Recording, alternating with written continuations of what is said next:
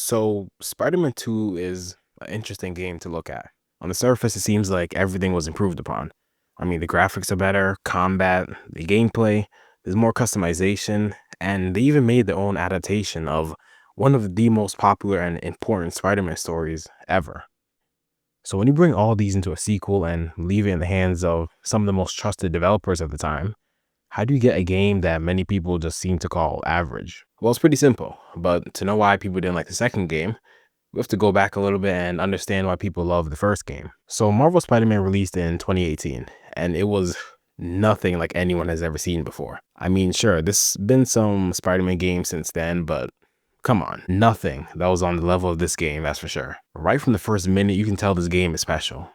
Apart from it just looking perfect, the web swinging felt perfect, the suit was such a classic Spider-Man suit, and the entire opening mission felt like it was ripped straight out of a comic book. Not even just the opening mission, matter of fact. The entire game felt that way. There's so many moments and shots you could easily frame into a comic panel and it'll fit. The story was expertly written and paced near perfectly. Every character, for the most part, had the appropriate time to develop, and the story itself did as well. So all in all, Spider-Man 2018 was coherent, written well, and had care put into it. Now, most people would not say the same about a sequel, however. One of the biggest complaints about Spider-Man 2 is, without a doubt, the story. More specifically, how underbaked and rushed it feels. One of the best examples of this is how Peter's black suit arc lasted no more than like a couple hours, I think.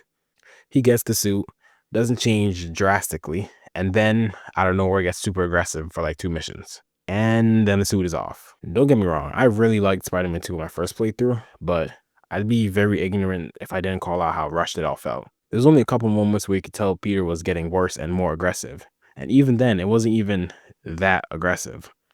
But with a piece of media like a video game, you have more than enough time to tell the story. They could have easily done a better build-up with the suit.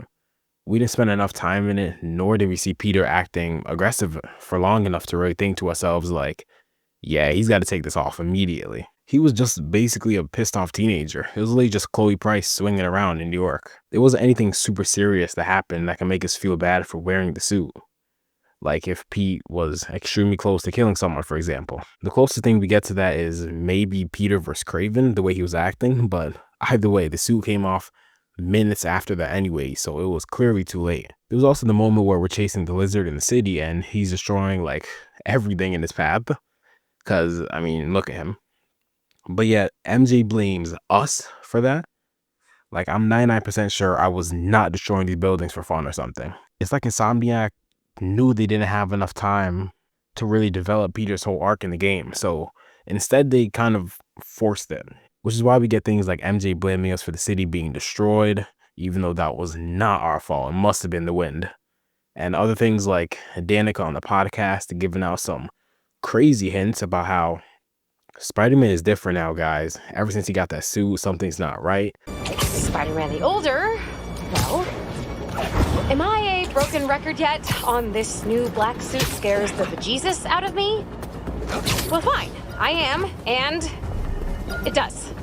Come at me in the comments if you want, but I am putting it out there. This new black suit thing, whatever it really is, it ain't no good. You can quote me. All right, kids, Danica out. Like she's omniscient or something, or omnipotent, whatever the word is. It was just a bit odd on my first playthrough, to say the least. So while it was cool to wear the black suit in the game and feel just a little bit of that power fantasy, we just didn't spend enough time with it, unfortunately. We'll talk about that a little bit more later, but speaking of other unfortunate things, let's talk about Miles. Now, I genuinely love Miles in almost all of his appearances in any piece of media, comics, movies, whatever it may be. And I feel no different about him in this universe. But I'd be lying if I said Insomniac didn't mess him up in this game just a little bit. Miles just simply had nothing to do. His biggest issue was writing his college essay, and that would have been a good, funny little side joke or problem, sure. But it dang near felt like his biggest problem he was facing. Now, that's a bit of an exaggeration, and especially because I know Spider-Man is supposed to be relatable, so this is in character.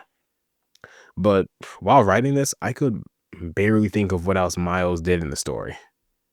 The best thing about him and his time in this game was him battling his feelings for Martin Lee, since that's who killed his father. I do also love how much of a Spider-Man he really is. It'd be the most difficult thing in the world To stand in front of the person who killed a loved one of yours and look them in the eyes and choose not to hold on to the anger anymore. But Miles does it because that's what it means to be Spider-Man. And I love that. Trust me, I ate it up. If they really just dive deep, or no, dove deep? Yeah, dove. If they really just dove deep into that Mr. Negative arc and focused on that being a bigger part of the story and Miles' story, it would have been 10 times better. But it feels like they barely used it. And I'd argue that they didn't really know what to do with Miles at all in this game. Most of the effort clearly went into Peter's story, and even then, it's still just a bit underbaked. Also, not to mention that haircut and suit is atrocious. I can't believe this made it into the final game. But apart from that, Miles honestly felt like he wasn't really tied to the main story. Completely remove his parts, and the main story doesn't change much apart from the whole Kraven fight. And speaking of Kraven, no, I'm not just gonna complain about him, don't worry. It's actually quite the opposite. He was probably one of my top 2 villains in this whole series so far. He was genuinely pretty threatening and has some crazy moments as well. And also his moments for why he's doing what he's doing is so perfect for Kraven's character that you can't not like it. He's extremely sick and bro wants to just go out with a bang and is completely accepting his death, and he knows he can't run from it. So he's going to spend his last days hunting for the perfect challenge. And it gets even better when you realize how Insomniac chose to juxtapose Kraven and his situation with Harry and his conditions. Both of them know they're gonna die, and while one of them accepts it and looks for the perfect challenger to make him more glorious, the other's fighting it and running away from it, not wanting to give in. And that adds just even more emotion and tension in the fight between Venom and Kraven. And I do think Kraven was done really well for the most part. However, big emphasis on however, I just have a couple small gripes. Number one, he should not have an army. It's literally as simple as that. My boy Kraven is a hunter, a lone hunter at that, lone wolf, Sigma, whatever. He was threatening, had his aura moments still, but actually seeing him hunt down most of Spider-Man's villains would have been even better and a perfect way to show us how scared we should be of this guy. I mean, come on, you know how cool it would be to see Kraven versus Rhino and eventually Kraven wins and rips off Rhino's horn or something? That would be insane. It would look like the average clip from Diamond Jim. Yo, get off my machine. 20 burpees, bro. No, get off the machine. No. Hey, bro, I'm not. Like, seriously, it'd be amazing, though. I know this might be a bit of a nitpick, but I also wish we got a boss fight versus Kraven in the beginning of the game as well. Basically just replacing that scene where he stabs Peter in the side with the whole boss fight instead. Wonder Kraven is super hard to beat and takes less damage, is stronger, just, you know, the classical boss is super unbeatable, and when we fight him again later, we can stomp him. Similar to like Devil May Cry 5's opening, which if you haven't played it, it is phenomenal, by the way. But I think having Peter already face Kraven makes the boss fight feel more rewarding, because he destroyed us, the player, in the last fight, so naturally, we have to go slide and get our revenge. And it really does feel so good to get it. And yeah, I know that was kind of their intention with the Kraven fight and then the Venom one, because, at least in my opinion, the Venom one was much easier. And that was supposed to be the moment where we see how strong Venom is, because, like, it was still semi-challenging as Peter with the symbiote suit, but, you know, as Venom, you just, like, stomp him. But it would have been so cool to really see the effects of how much stronger the symbiote suit is when facing Kraven for a second time to get our revenge. Let me know what you would have wanted to see from Kraven 2, and while you're down there, you should subscribe because it's free. Now, I don't want to focus on this part too much because, funnily enough, it might be the most controversial part of this game, but it's MJ. Wait, before you click off, just hear me out. MJ's character isn't necessarily the problem. All right, throw the tomatoes. We know she's nosy and just a teeny bit annoying at times, but I think the only real big problem with her in this game, at least, is her missions. I know it's important to break up the story a little bit so we're not just Spider-Man 24/7, but don't do that. It's different when there's only one or even 2 missions where you play as MJ. You know, I'll give him the grace, maybe even 3. And then the rest, you're just, you know, Spider-Man because it's a Spider-Man game. But when you have multiple missions where you play as Peter just walking around or doing normal stuff, you have missions where you're biking as Peter or shooting holographic bees or whatever, and then you also add multiple MJ missions on top of that, then it starts to become a little bit too much. In the first game, I didn't mind the MJ missions as much. Many people say they were the weakest part of the game, and I'd probably agree, but they weren't horrible to the point where I'd be dreading it in a replay of the game. And what probably helps is the fact that the story was just 10 times better and more coherent and not rushed. But in this game, though, man, it kind of sucks. Now, I should have said this at the beginning of the video, but I do hate being negative about games. It's important to be honest, of course, but finding the positive in every game is much more fun.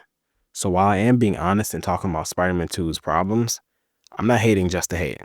However, big emphasis on the however, I'm talking like big, bold capital letters. These MJ missions kind of suck. Personally, I just found them a bit tedious and kind of annoying. They're not really fun at all.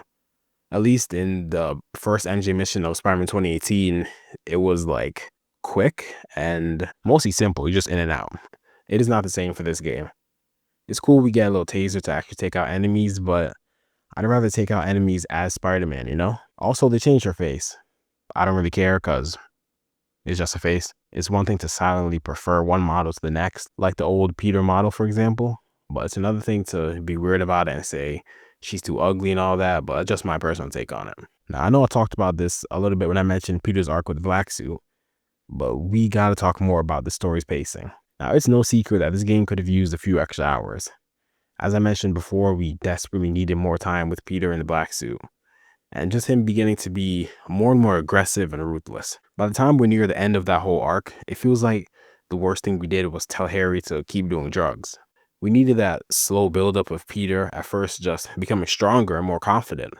Then slowly he starts to love everything the symbiote can do to help him be a better Spider-Man, which we got a little bit of. And then we see the suit taking him over more and more. He starts hitting just a little bit too hard. He doesn't quip as much, and he isn't really too concerned about the citizens as much anymore. We saw that a tiny bit when he just like threw bro on the ground or something like that. But that's about it. They know eventually he would just become too much and do some near inexcusable stuff. That's exactly how they should have fleshed out the black suit arc. Well, my version is very simple and not fine-tuned, but you get the point. Another area of the game that people think is extremely rushed and low in quality is basically everything after the Craven fight as Venom. I don't want to talk about this too much, but it's around here that New York just becomes overtaken by Venom, basically. And not in a small scale. I mean, look at this. Like, where are the Avengers? This all just happened so quick, and we desperately needed more of a build-up into the Venom and symbiote takeover of New York, along with Harry actually becoming a villain as well. Of course, we know that Harry was upset on the inside because Peter was gatekeeping the one thing that helped Harry survive, but we don't see much of him crashing out and starting to become that villain that turns into Venom. This would have been much easier to implement if they fleshed out the black suit arc with Peter more, because it could have easily been a scene where Peter does something bad to Harry, and it's so bad that Harry starts to hate Pete even more, making his motivation and hatred just, feel a bit more justified. If you couldn't tell, I am not a writer, but that's just my opinion and thoughts on what could have been done a bit better. I'm sure there's people with much better ideas, but I just want to get mine out there, So this is not really the type of video I usually make, but I just felt like making this, so here you go. I'll still be doing my little mini video essays, but I want to sprinkle in some random videos like this as well. Hope you guys enjoyed it, and if you did, leave a like and subscribe. Like I said, it's free, and it'd be nice to know you guys are enjoying the channel so far. Also, I know this is nowhere near a huge milestone, but thank you guys for 30 subscribers. I know, I feel like I'm on top of the world right now. I know what compared to other YouTubers, this is like a speck of dust, but the fact that 30 of you could actually take the time out of your day to be like, yeah, I like this guy, let me go subscribe, really does mean a lot. And also just the people who take time out of their day to watch any of my videos, even if it's just for a minute. Thank you for choosing me in my video. I really do appreciate that, and I'll strive to keep making better videos for you all. Thank you guys so much for watching and just being here. Let me know what you think of Spider-Man 2 in the comments below. And yeah, have a great day, guys. Stay hydrated. Peace.